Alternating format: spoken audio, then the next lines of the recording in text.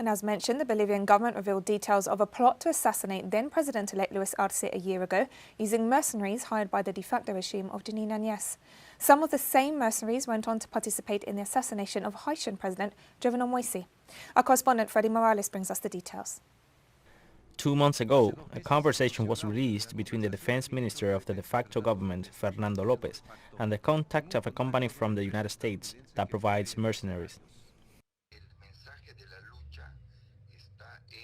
The message of the struggle is that they want to replace the Bolivian armed forces and police with Cuban and Venezuelan militias.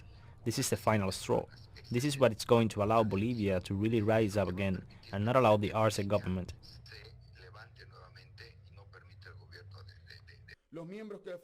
The people who carried out this terrible act were recruited by Mr. Arcángel Pretel Ortiz, who is the liaison of the so-called CTU security company, which stands for Counterterrorism Academy, with headquarters in Miami and directed by a well-known Venezuelan opposition member, Mr. Antonio Emanuel Intriago Valera.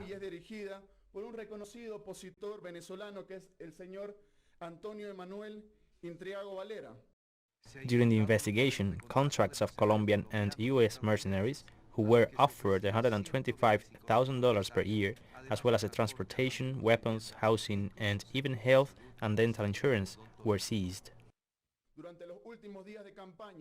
During the final days of the campaign, we created a safety barrier around our candidate, now President Luis Arce Catacora, and we took all the necessary security measures, such as not exposing him in open and crowded places.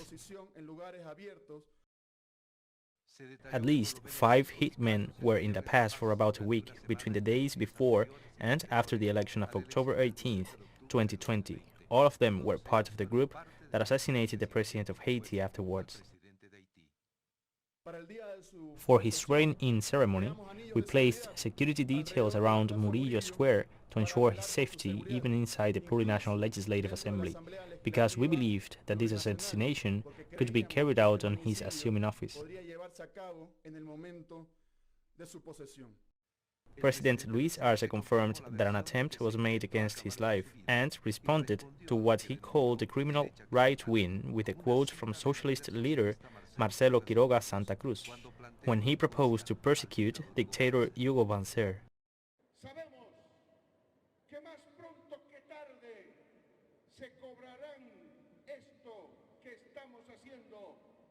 We know that sooner rather than later they will take revenge for what we are doing.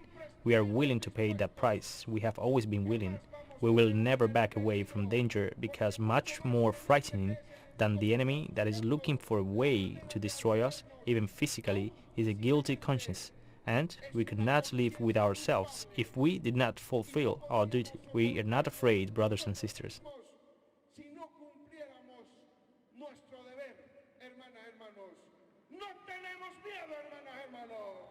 The contact person for hiring the mercenaries is a 51-year-old Bolivian who was imprisoned in Santa Cruz for a series of crimes and has been transferred to the maximum security prison in La Paz. It was announced that authorities will seek the extradition of the mercenaries who were imprisoned in Haiti for assassinating the president of that country and who appears in the Bolivian assassination plot. President Morales, teleSUR, Bolivia.